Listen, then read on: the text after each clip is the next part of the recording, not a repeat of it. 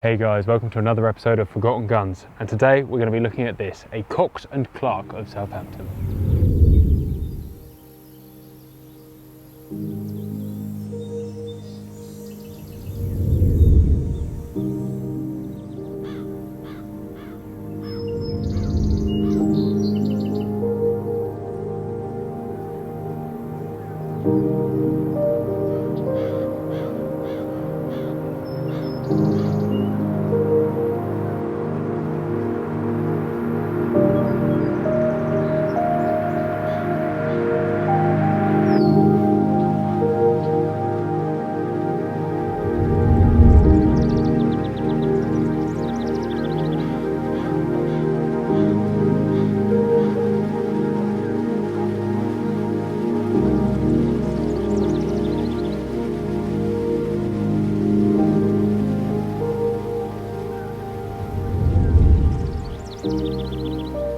So this gun in itself tells a lot of stories. Although we don't know a huge amount about it, it's nice to surmise a few things. Starting at the back, and this is obviously the most blatant thing we've got here, is this is a beach stock.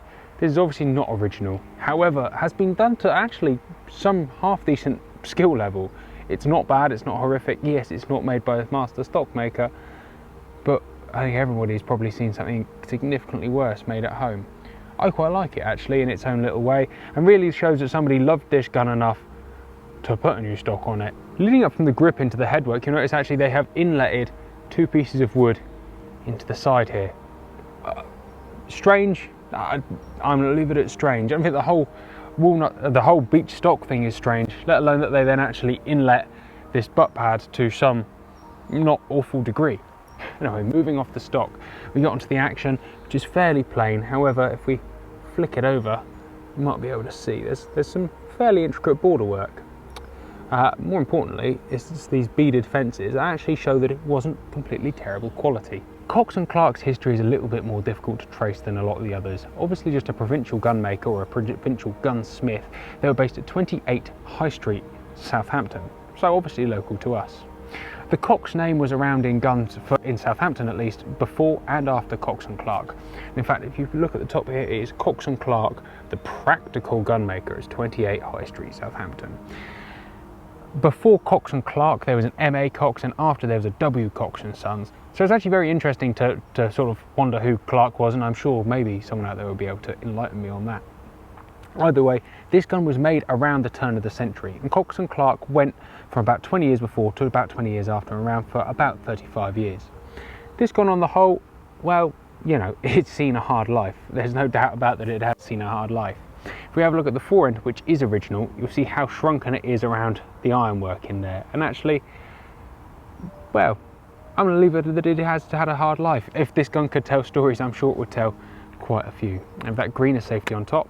And you do have Damascus barrels, although you have to hunt for the pattern quite seriously.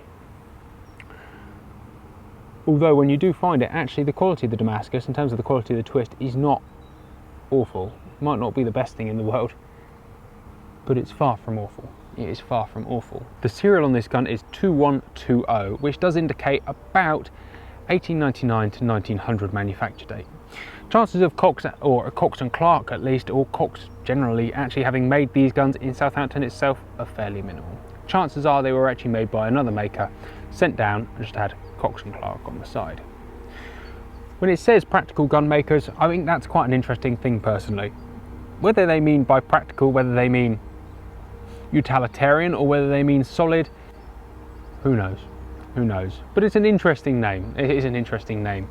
The safety catch gets me a little bit actually. If you do observe the safety here, it's a fairly well made thing. Obviously the action, top bar there, and everything has been put together around this fairly average stock, not particularly professionally, so the whole thing is a little bit wobbly. And actually this gun has had a significant use as to have more than a mild headache. As we take the fore end off, you can see underneath, and I can't show you down the barrels, but I can show you the outside. And if I said that is a fair representation of what it's like down the barrels, it'll give you an idea of why this particular one is out of commission. The barrels are stamped JA, which is no doubt the maker's mark, whoever struck or filed these barrels, and it is black powder only proof, although the proof marks are fairly well worn out. The last thing I'm going to focus on before we end this gun's life by putting it into retirement is this. If you have a little look around the back of the rib here, you'll notice actually it's got some really very fine engraving. And then if you focus all the way around the barrels where the barrels join the fences there, again, this beaded fencing engraving around the top. I expect when this gun was fresh out the box that it was actually not ugly by any means. Unfortunately, guys, for now, that's all for this Cox & Clark. I suppose in reality, this gun's life has come to an end. It is pitted beyond belief. The stock is spuriously held together. It's not a solid gun anymore. And yet there's something about having in my hand the legacy of somebody who had a gun shop in Southampton many, many years ago, 130 years ago, that kind of, I don't know, I wonder whether they suffered the same trials and tribulations we do. But hey, thanks very much for watching, guys. Take care and see you next time.